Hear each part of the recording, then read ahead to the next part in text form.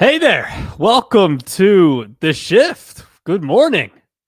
Welcome everybody in. Appreciate all of you for tuning in this morning for a little ALDS, NLDS like recap, preview, thoughts. We're going to get to game 4 of ALDS play, as well as you'll get the NLDS matchups tonight. Both of those game 3s, we're gonna get into those as well. But again, good morning. Appreciate all of you for tuning into the live episode for the shift.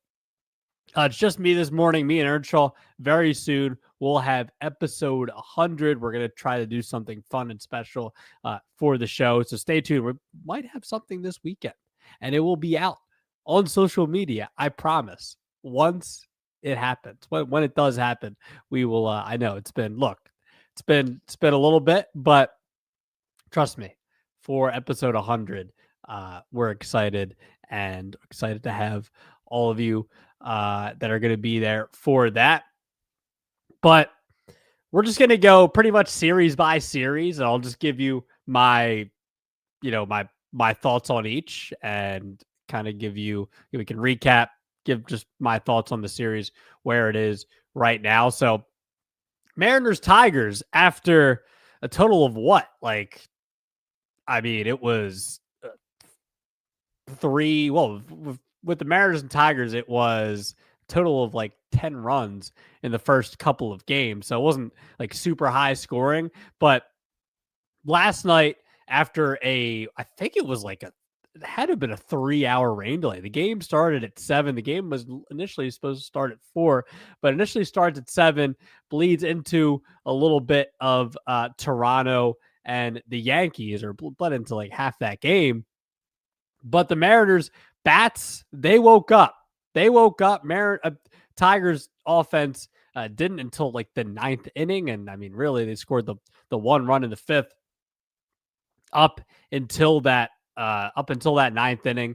And the Mariners were able to capitalize, man. Mariners were able to capitalize. Got to Jack Flaherty, who only went 3 1/3. And then you had, their bullpen coming very early with Tommy Kahnle, and then went to Brant Herter and Kiner Montero and Brendan Hannafy, and their bullpen didn't do their job. Flaherty definitely didn't do their job. A bullpen doesn't do their job either, really. Well, Hannafy gives up those couple of, he gives up the Raleigh home run and whatnot, but still the Mariners offense was the story of this game. Logan Gilbert, also the story of this game, was able to give you 6 innings of really good ball, 7 strikeouts, only giving up the 1 run on 4 hits. Gilbert was really good. And the Mariners, in this series, this was about who was going to start scoring more runs first, because after the first 2 games, where Detroit steals that first game in Seattle, and you're thinking, man, they're going in for game 2 with Skubal, and it's a big opportunity for Detroit to, even get back to Detroit, after thinking if you have Skubal, then maybe you're gonna, potentially thinking that you have a really good chance to win that game and get back to Detroit and either sweep or win it in 4, and don't have to worry about even going back out to Seattle for a game 5. But that wasn't the case. You lost game 2. You didn't give Skubal enough run support. And now this happens where Seattle's offense breaks out a little bit. Seattle has, always has the chance to do that when you have J-Rod, Cal Raleigh, Randy Arozarena, Naylor, Polanco, Suarez. When you have those guys, their offense has a chance to break out at any point. And Cal Raleigh finally gets his first postseason home run.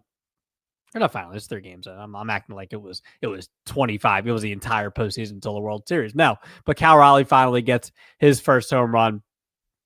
And then, so with Seattle and Detroit today, it's going to be Bryce Miller, Casey Mize. Mize was okay in a couple of innings of work against Cleveland. In the wild card series, Bryce Miller doesn't really have any playoff experience. Miller has kind of had a weird year of coming off injuries and hasn't been good when he's been healthy. So it's going to be for Detroit. You're hoping that your offense can finally break out in this series against somebody like Bryce Miller, who has not been good. So, Detroit, if there's a game that in this series you're going to try to get your offense going, it's this one right here against Bryce Miller, who has kind of struggled. And Brian Wu's out for the series, so this is a chance for Detroit to even this up and then try to take this back to Seattle for Game 5. Blue Jays Yankees. I mean, this was all about. It's obviously all about the Yankees offense, and really we know what the story is, and it should be just because of the type of postseason he's had and the type of player that he is. It's really only Shohei Ohtani and this guy, the two best players in baseball, and it has been for the last couple of years. But Aaron Judge, huge 3-run shot off the foul pole last night, hits the left field foul pole. The Yankees tie it up 6-6, and then they would get a home run from Jazz Chisholm and would not look back and win last night 9-6. And huge, obviously. I mean, it was an elimination game for the Yankees. Huge Yankees riding in some good momentum now. You think about it, for Toronto, they have Louis Varland, who isn't bad, but he's also not a starter. I'm not sure how they're going to handle that. I mean, Varland pitched last night, too. He pitched an inning. Not sure how they're going to handle that, if it's going to be like a bullpen game for them or how long Louis Varland's going to go. But on the other side for the Yankees, it's Cam Schlittler now. And we saw what he did against the Red Sox. I mean, put up a historic start. It was 8 innings, 12 strikeouts, no walks, like the only pitcher to ever do that. And I mean, in a game like that, pitching against his childhood team and the Red Sox, and I mean, huge at Yankee Stadium, and big the rivalry. It's an elimination game in Game 3. It was huge. Now, if you're the Yankees, you're trying to ride this momentum off of last night, where the bats came alive. And we know the Yankees offense can do that. It did that in Game 2 as well, but really for the Yankees offense, it was a little too late, because their pitching is, specifically their starting pitching, has just been not very good, and it wasn't good in this game either. Rodon was horrible. So the Yankees, I mean, this is about hopefully getting this to 5, and I would believe it would probably be Luis Hill on the mound for them. I don't think it would be Fried. I think it would probably be Luis Hill. Just as far as rest goes, that would be my guess. But it's probably going to be Luis Hill, and but you're hoping. I mean, the Yankees, obviously, you're taking this one game by one game, and if you're Toronto, still, like, their offense was there. On last night, and Vladdy Jr., my goodness, the series he's having already. It's another home run last night, had that crazy slide at home plate, and the Blue Jays offense, not like it's not there. I mean, after scoring 20 runs in the first 2 games, and you get 6 runs this game, and this is about now you got Louis Varland on the mound, and hopefully for them, I mean, if you're Toronto, you don't want this to get back to Toronto. You want to win tonight. So hopefully you can get a good performance from Louis Varland from your bullpen. And bullpen was not good last night either for the Blue Jays, as well as Varland gave up. I'm trying to think of who gave up the Judge home run. I feel like it was Varland, but I could be wrong. But either way, it was Varland. So there you go. So I guess you're feeling good if you're Aaron Judge and if you're the Yankees offense. But hey, man, it's going to be interesting. You got Schlittler on the back on the mound for the Yankees, and we know what he did last time out, that he was on that mound in a big game, big elimination game. So if you're a Yankees fan, you're feeling pretty good about that. Your chances as a Wolf. And look, I mean, it's not like no team has ever come back down from 0-2. I just had it in front of me a second ago. I'm going to bring it up.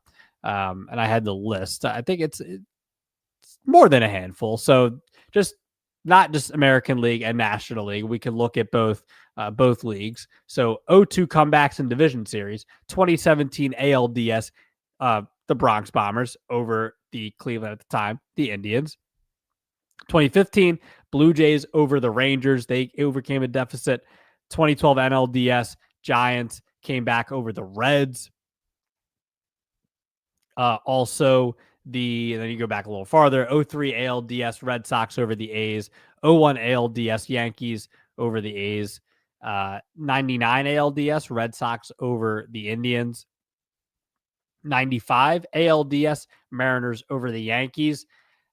81 NLDS Dodgers over the Astros. And then also there are the NLCS, or I guess the championship series also used to be 5 games. Actually, I didn't even know that. 84 NLCS Padres over the Cubs. 1982 ALCS Brewers over the Angels. So that's what, like, it's upwards of almost 10 times that it's happened, I guess. From trying to do quick math, it sounds like it was like 7 or 8 times. So it's like not impossible. This isn't like 03 deficit where it's only happened, once in the history of baseball with the Red Sox over the Yankees in 04. So it's not like it's impossible. So if you're the Yankees and you're trying to come back here against the Blue Jays, it's not impossible. If you're the Phillies against the Dodgers, not impossible. We'll get into that series in just a couple of minutes. But so it's not impossible. Not impossible if you are the Yankees trying to come back here against the Blue Jays, and they have a good shot to do it with Schlittler on the mound, just considering what happened last time out for him up against the Red Sox. So we shall see. All right, let's go over the National League. So Brewers and Cubs. Brewers leading that series 2-love. Game 3 tonight will be at 5:08 Eastern time. By the way, the times for the other games for the ALDS for the game 4s: Mariners and Tigers 3:08, Blue Jays and Yankees 7:08, and right in the middle of that, we're getting a lot of baseball today, which is awesome. Brewers and the Cubs at 5:08. Matchup will be Quinn Priester versus Jameson Taillon. For the Brewers, I mean, Jackson Chourio, another game time decision, but also hit another home run last time out. But also, the Brewers offense has not had a shortage outside of Chourio. It's been other guys outside of Chourio as well. So, between Contreras hitting a home run, Andrew Vaughn hitting a home run, it's been. And that's been the Brewers offense this year. It's been a collective effort, and that's the reason why they, were the best team in the regular season, record wise. And I mean, look, 2-0 lead against the Cubs. I'm still not super duper duper sold on the Brewers, but I mean, look, it's the DS, and we're gonna see. We're gonna see as it's trending towards probably being a Dodgers Brewers NLCS. But Jackson Chourio will be a game time decision tonight. Really has been all about Milwaukee's offense. To be honest, it never really felt like the Cubs had a big shot in this series. They were really going to have to get some great stuff from their starting pitching with even, Matthew Boyd didn't even make it out of the first inning in the first game. And then Shota Imanaga didn't even make it out of the third inning in game 2. So, their offense was going to have to match the Brewers offense. And both of those things have not been true. Starting pitching has not been good. It has not matched. Peralta had a good game 1, but the Cubs starting pitching hasn't been great, and their offense has not matched Milwaukee's offense. Milwaukee's offense has been fantastic so far early in these games, and so it's really all about Milwaukee's offense, and they're going to do their best, as it's going to be Quinn Priester and Jameson Taillon. So that Brewers are going to try to just get this route. It's going back to not going back, but it's in Wrigley right now. So we'll see, man. But maybe if you're the Cubs, if Chourio can't go, you're probably feeling a little better about that. But if you're the Cubs offense, they just got to get it going. They got to get it going, and they need a good pressure start here from Jameson Taillon. And then Phillies Dodgers, and obviously doing this matchup, little biased, like either way, just because. It's hard to look at this series objectively. Do my best here, but it's hard to view this series and then not think about like my emotions that I have as a Phillies fan, as you can see. And with that 2024 NL East banner. Thank you to my neighbor across the street for getting that for me last year, but also at the same time, like a World Series banner. It's probably not going to happen. Like I mentioned, teams down 0-2. It's not like it hasn't happened. It's not like it's the 0-3, the 7-game series. Like it's only happened the one time with the Red Sox and the Yankees. And so it's not the end, but I will say, this has really been the Dodgers you had the Teoscar Hernandez clutch home run in game 1. They've just been better under pressure, I feel like, in this series.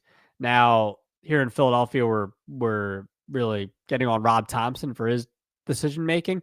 Yeah, I don't really get why he hasn't used Ranger Suarez. I figured he would at least start game 3. It's going to be Aaron Nola. So, even Dave Roberts' decision not to go directly to Roki Sasaki in the 9th inning of game 2 was kind of head scratching. But I was talking to a coworker about this yesterday. Maybe they just don't fully trust him yet, but I didn't understand going to Blake Trinan off the bat just because, he's been horrible this year, but maybe they try to put some more faith in Trinan in the playoffs here, but I don't know. It doesn't really it didn't really make a lot of sense to me, but that was only one decision. The Rob Thompson not going to Rangers Suarez, maybe not, hasn't really made sense to this point just because of his postseason numbers. Like, why haven't you used him to this point? But at the end of the day, the Dodgers have capitalized on. Well, I don't think like the back 5 end of the Phillies bullpen is bad. Like I think Duran, Robertson, Strahm, Kerkering, and Tanner Banks is good, and the Dodgers have capitalized on that.